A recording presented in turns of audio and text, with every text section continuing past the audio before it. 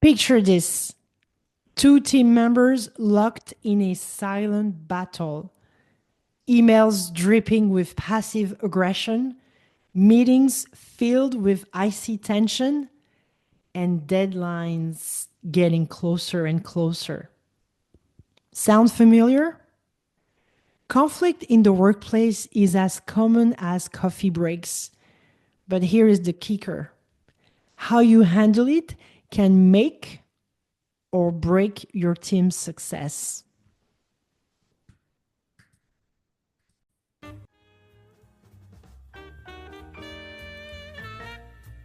Welcome back to the Leadership Podcast. My name is Liliane, but you can call me Lily.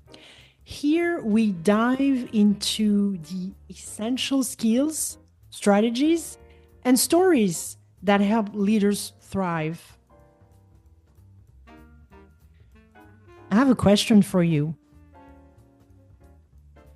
What does conflict resolution look like in your workplace? Conflict is inevitable in any organization, but how we handle it can make or break our workplace culture, productivity, and relationships.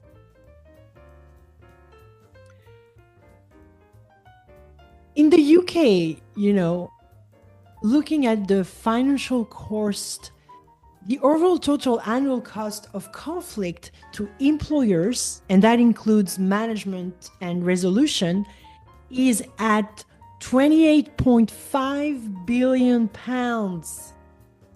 This represents an average of just 1,000 pounds for every employee in the UK each year, and just under 3,000 pounds annually for each individual involved in conflict. And that's based on a study conducted by ACAS in 2021.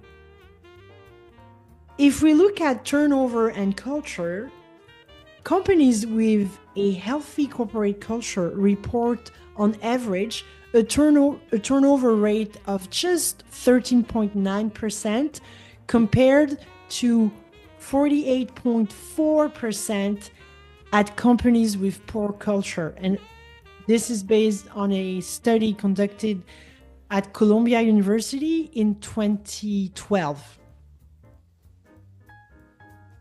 So in today's episode, we'll discuss why conflict resolution matters, the common mistakes leaders make, and a framework for navigating workplace conflict effectively. So let's get started.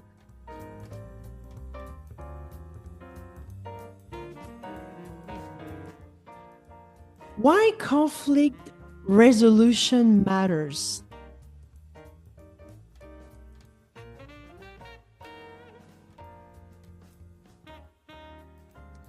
Let's start with this. Conflict isn't inherently bad. In fact, conflict can be healthy. Conflict can spark creativity, push boundaries, and lead to innovative solutions if it's handled correctly.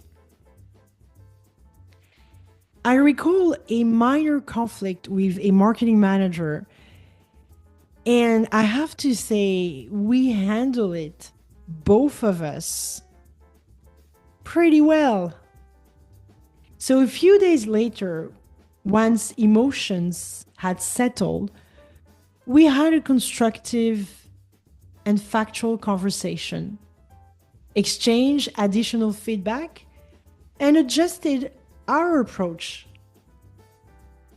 This experience transformed our professional relationship, built trust, and turned it into one of my most cherished collaboration to this day. And I don't know if this lady will listen to this podcast today, but I think if she does, she will recognize herself. Remember, you can always get better. It's what we call a growth mindset. But on the other hand, unresolved or poorly managed conflict, now that's a different story. And it can lead to decreased productivity, low morale, broken relationships, and ultimately employee turnover. A 2022 study by CPP Global found that employees spend on average 2.8 hours per week dealing with conflict. That's hours of lost productivity that leaders can't afford to waste. So, how do we flip the script and turn conflict into an opportunity? The answer lies in how we approach resolution. So, before, diving into solution, let's address some of the most common mistakes leaders make when handling conflict and see if any of these sound familiar.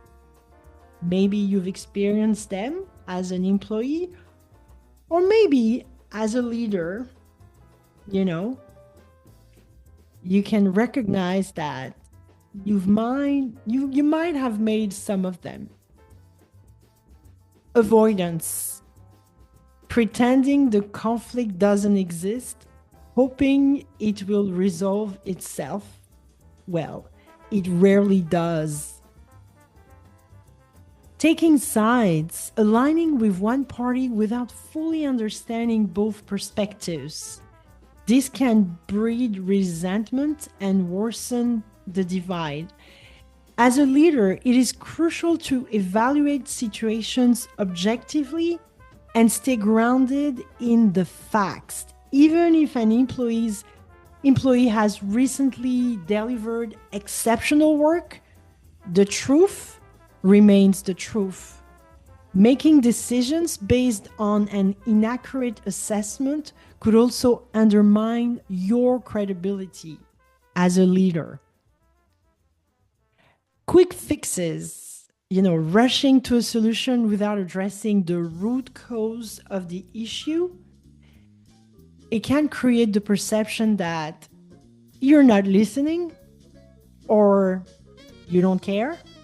Something I refer to as the leader's deficit. This can quickly erode your team's trust in you. Lack of follow-up. Even after resolving a conflict, some leaders fail to check in and ensure the resolution is working.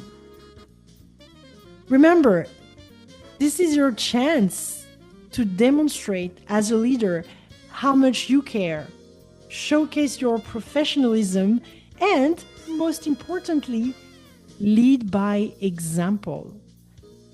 Leaders risk losing their team's respect when employees perceive their motto to be, do as I say, not as I do. So remember, 4 pitfalls that really not only prolong the conflict, but can really damage trust within your team. So don't avoid conflict. You need to deal with it. Don't take sides too quickly. Quick fixes. Don't rush. Make sure that you understand the real situation, and please follow up. You ask your team to follow up and you don't.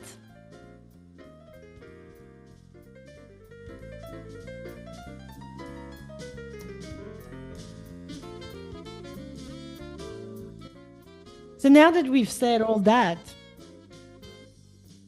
how can we resolve conflict? So I'll give you 5 steps that you can try in your workplace. First, acknowledge the conflict. The first step is to address the issue head on. Pretending it doesn't exist only gives it more power. As a leader, you need to create a safe space where employees feel comfortable bringing up conflicts. You could say something like, I noticed some tension during today's meeting. Can we take some time to talk about what's going on? Just basic stuff, but address it. So acknowledge it and address it. Then it's all about understanding the root cause. Often what's presented as the issue is just the tip of the iceberg. It's kind of the symptom. So it is important to ask open-ended questions to dig deeper. What do you think led to this conflict? What outcome would you like to see? And don't forget to actively listen without interrupting. Don't interrupt and don't jump to conclusions or solutions just yet. Facilitate open communication. Bring the conflicting parties together and set ground rules for the discussion. And that is important because I've seen leaders. It actually happened to me. I was brought in a room with another manager, and it was not handled properly. So it is important to encourage I statements instead of you statements. So pretty much we don't want to blame. For example, I felt overlooked during the meeting instead of you never listened to me. This small change reduces defensiveness and keeps the conversation constructive. As a leader, you're here to prepare the right conditions, the right atmosphere for that open communication to happen. You want to have positive energy, and then so that you can ease the situation. At the end of the day, it's about collaborating around a solution. So work together to brainstorm solution. Avoid dictating what should happen. This is a collaborative process. As a leader, this is your time to shine as a coach. Ideally, if you are dealing with mature, or you get people to come up with a solution that works. The goal is to find a resolution that feels fair and sustainable for everyone involved. For instance, if the conflict is about workload distribution, the solution could involve reassigning tasks or setting clearer expectations. And last but not least, follow up. And we touched on that earlier now. Conflict resolution doesn't end with the initial conversation. Set a date to check in and ensure the solution is working. This shows your commitment to fostering a healthy workplace environment.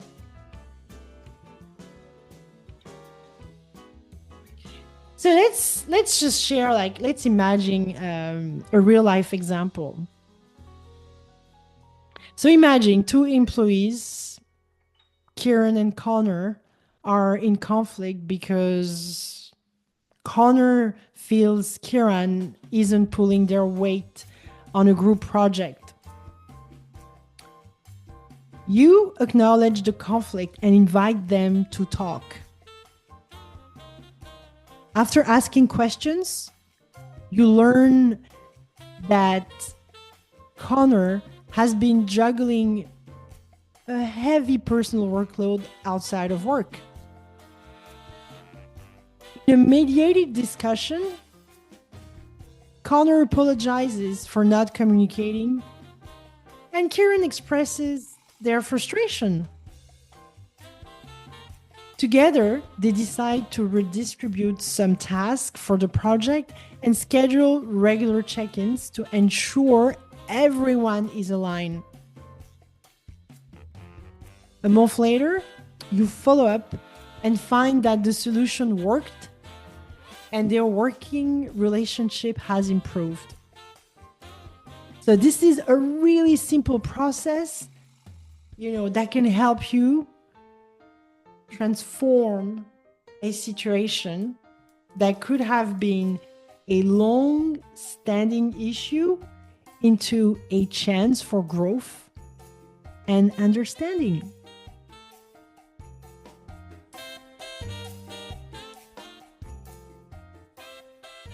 So here is the big takeaway. Conflict is inevitable, but unresolved conflict is optional. As a leader, your role isn't to avoid conflict, but guide the team through it in a way that strengthens relationships and builds trust. Remember, effective conflict resolution isn't about winning. It's about understanding, collaboration, and growth. If you found today's episode helpful, share it with a colleague or team member who might benefit from these strategies. And don't forget to subscribe to the Leadership Podcast for more tips on becoming the best leader you can. My name is Liliane. You can call me Lily. Thanks for tuning in, and I'll see you in the next episode.